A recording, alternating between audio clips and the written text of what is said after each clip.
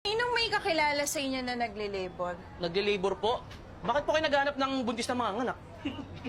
Hindi, tanga. Labor.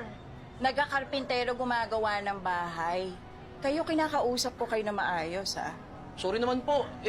Sana po linawin niyo kasi. Pero meron po akong kilala si Onyel po. Kaso, baka po may racket po ngayon yun eh. Tawagin mo nga, sabihin mo may papagawa ako kamo.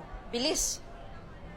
Titinginan pa eh. Bilis. Uy, mga mesa ninyo, mamaya na lang ha. Kakamot-kamot pa eh. wait mo naman. Ay, Ano? may mga alipin Ano? siya. Reyna ba siya? Diba?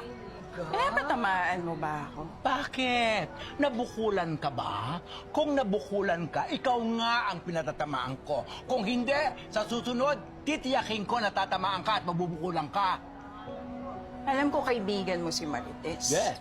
At alam ko na siya yung kakampihan mo. Pero pinapaalala ko sa'yo, wag na wag mo kong kakantiin at papatulang kita. Kaya wag ako, ha?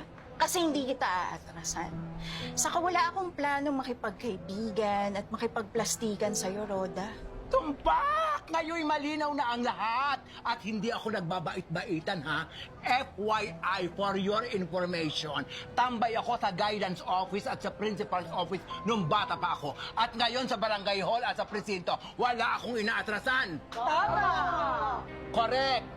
Che! Ano na kayo? Diyos ko, hindi na naman kayo nagsipaligo. May anghit kayo. Tinitingin-tingin nyo.